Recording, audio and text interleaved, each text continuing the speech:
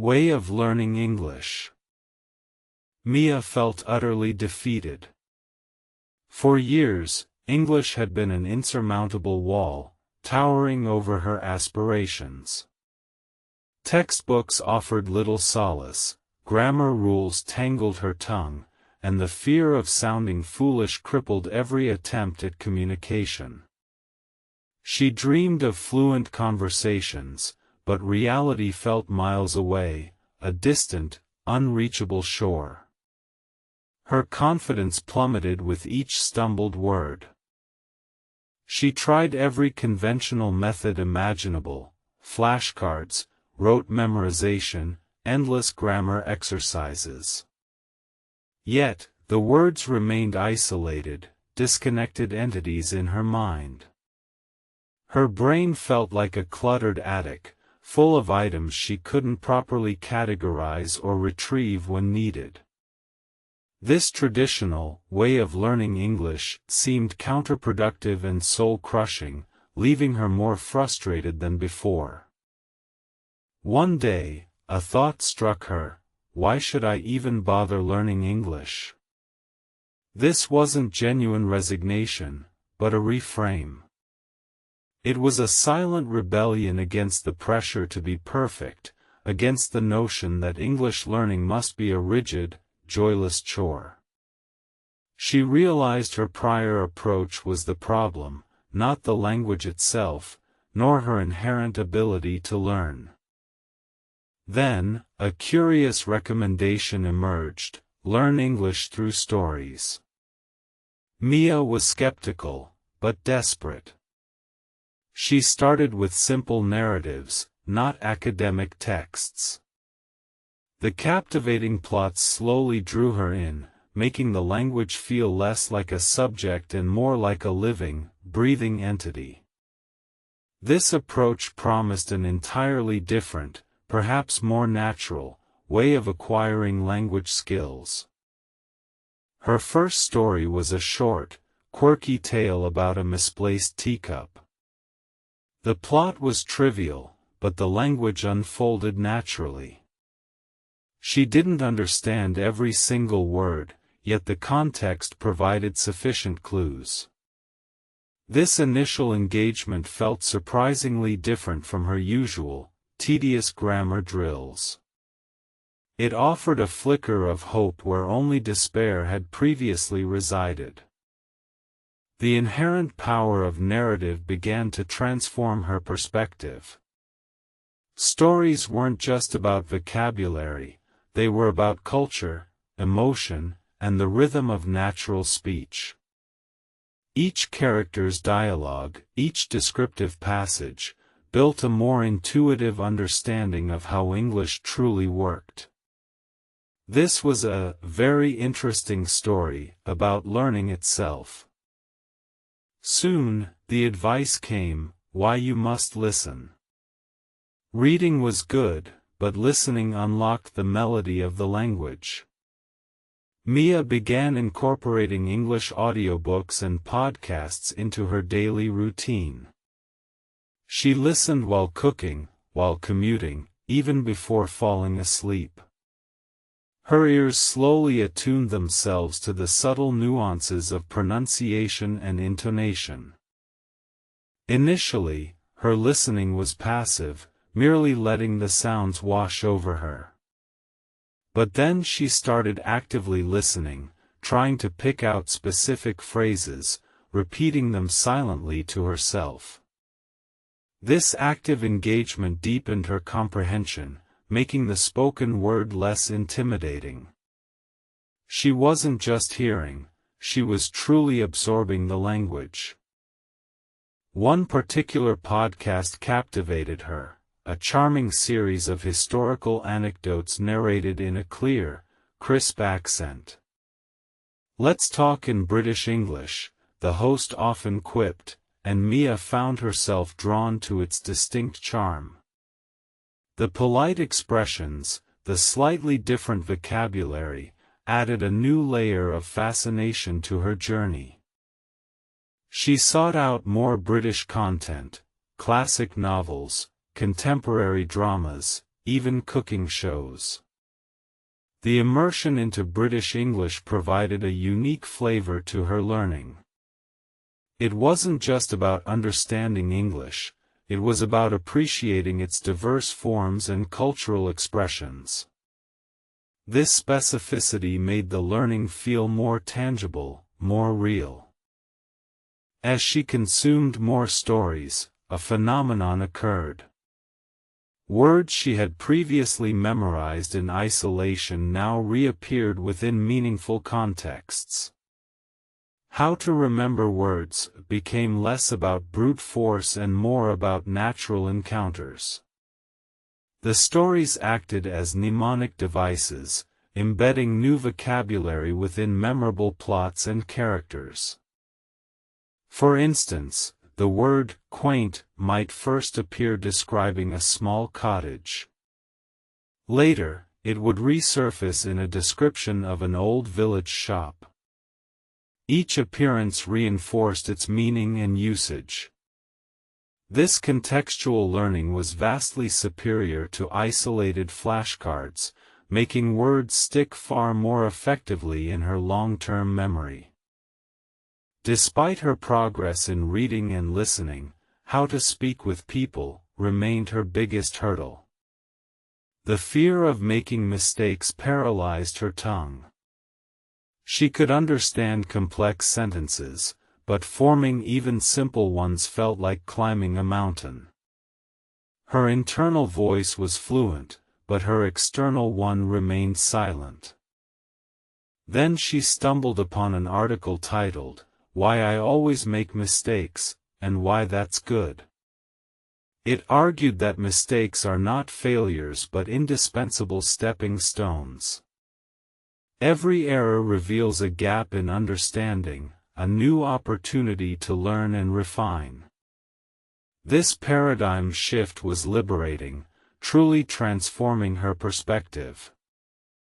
Inspired, Mia resolved to start small.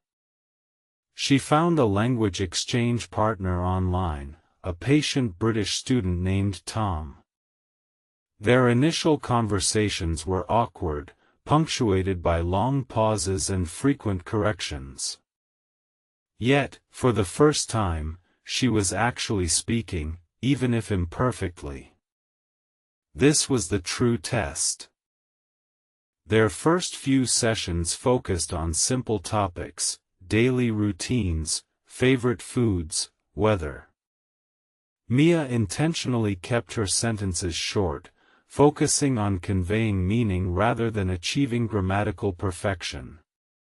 Tom's encouraging demeanor helped immensely, never ridiculing her mispronunciations or grammatical slips. He was patient and supportive. Mia started viewing each mistake as a valuable piece of feedback. When she used the wrong preposition, Tom would gently correct her, and she'd repeat the correct phrase aloud several times. This active correction, born from real communication, made the learning permanent. It was a tangible application of the "why I always make mistakes" philosophy. To further improve, Mia began recording her own speech. She would read aloud from English storybooks, then listen back, identifying areas for improvement. This self-assessment, though sometimes cringe-worthy, was incredibly effective. It helped her pinpoint specific pronunciation issues and awkward sentence structures that she might otherwise miss. She also experimented with shadowing, repeating what she heard from native speakers in real time. This technique, though challenging, helped her internalize the rhythm and intonation patterns of English. It was like singing along to a song, not just passively listening, but actively participating in its creation. Mia started narrating her daily activities to herself in English. "I am boiling water for tea. I will add milk first, then sugar. This seemingly trivial practice built confidence in forming spontaneous sentences. It turned her entire environment into a language classroom, available whenever she had a free moment to practice. Gradually, her comfort zone expanded. From simple greetings, she moved to discussing current events, then to sharing personal anecdotes. The conversations with Tom became more fluid, less effortful. She still made mistakes, of course, but they no longer held the power to silence her. One day, she was watching a British comedy and found herself laughing genuinely at a subtle joke, not because she translated it, but because she simply understood it. That moment was pure joy, a tangible reward for all her effort. It was a clear sign of true immersion. Her English story reading became more sophisticated. She graduated from simple tales to complex literary works, appreciating the intricate wordplay and nuanced character development.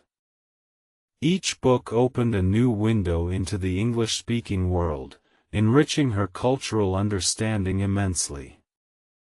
She discovered that stories were also a fantastic way to connect with people. When Tom mentioned a classic British novel, Mia could engage in a meaningful discussion, sharing her thoughts and interpretations. This shared cultural reference deepened their connection beyond mere language practice. Stories provided a common ground, a shared universe of experiences and emotions. It wasn't just about vocabulary or grammar anymore, it was about human connection. How to speak with people transformed into how to connect with people, and stories were the bridge. Mia realized that learning English didn't have to be a grind. It could be an enjoyable pursuit, interwoven with her hobbies and interests. Watching films, listening to music, reading books, these were no longer just entertainment but powerful tools for language acquisition. Consistency proved to be key. Even on days when she felt unmotivated, Mia committed to at least 15 to 20 minutes of English exposure, whether reading a chapter or listening to a short podcast. These small, consistent efforts accumulated into significant progress over time. She learned to seize micro-learning moments, checking English news headlines while waiting for coffee, translating signs in her head, mentally formulating responses to hypothetical questions. Every small interaction became an opportunity to engage with the language. The fragmented words she had initially learned began to coalesce into natural phrases and idiomatic expressions. The way of learning English through immersion transformed isolated vocabulary into functional language units, ready for immediate use in conversation. There were still days of frustration, moments where progress seemed to halt. These plateaus were discouraging, but Mia learned to push through them, trusting the process. She reminded herself that language learning is not a linear climb but a series of peaks and valleys. For particularly stubborn words, Mia incorporated active recall techniques. Instead of just reviewing flashcards, she'd try to use the word in a sentence, explain its meaning without looking it up, or recall its synonyms. This effortful retrieval strengthened her memory. She also used spaced repetition software for those truly difficult words. This ensured that words were revisited at optimal intervals, just as they were about to be forgotten, cementing them firmly in her long-term linguistic repertoire. Her immersion in British English deepened her understanding of its unique humor and cultural nuances. Sarcasm, understatement, and self-deprecation, once baffling, now became recognizable and even amusing. This cultural insight was a bonus. Mia joined online forums and social media groups dedicated to English learning, specifically British English enthusiasts. This provided more opportunities to write, read, and even occasionally speak with a wider range of people. Her confidence didn't skyrocket overnight, it built gradually, like a sturdy brick wall. Each successful conversation, each understood joke, each new word recalled effortlessly, added another brick to her growing self-assurance. She now understood the "why you should not learn English" message differently. It wasn't about avoiding the language, but avoiding the crushing pressure of perfectionism. Don't learn it if you're going to constantly self-criticize and miss the joy of the journey. Embracing imperfection was paramount. Her journey was about progress, not flawless execution. This mindset shift removed a huge mental block, allowing her to experiment and take risks with the language, which is essential for true fluency. The greatest reward came in the joy of natural conversation. Sharing thoughts, laughing at jokes, debating ideas, all in English. It felt less like a learning exercise and more like simply being herself, but in a new linguistic landscape. Learning English didn't just open communication channels, it opened new worlds. She could read international news without translation, watch foreign films uncensored, and connect with people from vastly different backgrounds. Her horizons broadened immensely. Mia often shared her story, urging others to prioritize stories, listening, and speaking from day one. Don't wait for perfection, she'd advise, just start talking. And definitely immerse yourself in things you genuinely enjoy. Her way of learning English was not a destination but a continuous journey. There was always more to learn, new idioms to discover, subtle accents to decipher. The language remained a fascinating, ever-evolving challenge. Curiosity became her driving force. The desire to understand a new phrase, to delve deeper into a cultural reference, to comprehend a complex article, this innate inquisitiveness fueled her learning more than any textbook ever could. She firmly believed that "why you must listen" was the cornerstone. Before speaking, before reading extensively, one must first saturate their ears with the sounds and rhythms of the language. Listening builds an intuitive sense. English story reading provided a comforting, low-pressure way to absorb grammar and vocabulary passively. The brain naturally picks up patterns when engaged in an enjoyable narrative, making the learning effortless and organic. Speaking, then, was the active application, the ultimate test. It forced her to retrieve words, construct sentences on the fly, and engage in real-time problem-solving. It was where all the other skills converged. Choosing to focus on "let's talk in British English" gave her a specific goal and a clear accent model. While any accent would work, having a focus helped streamline her listening and pronunciation practice. Her method for "how to remember words" revolved around association. Linking new words to vivid images, personal experiences, or even silly rhymes made them far more memorable than rote repetition alone could achieve. The initial fear of "why I always make mistakes" transformed Each mistake was now a data point, signaling an area for improvement. She even started keeping a mistake journal, noting recurring errors and actively working on them. Ultimately, the most significant shift was in her mindset. From one of fear and self-doubt, it transitioned to one of curiosity, resilience, and joyful exploration. This positive outlook made all the difference in her journey. Mia now readily shares her very interesting story with anyone struggling to learn English. She recounts her failures and triumphs, emphasizing that the path to fluency is messy but profoundly rewarding when approached with the right attitude.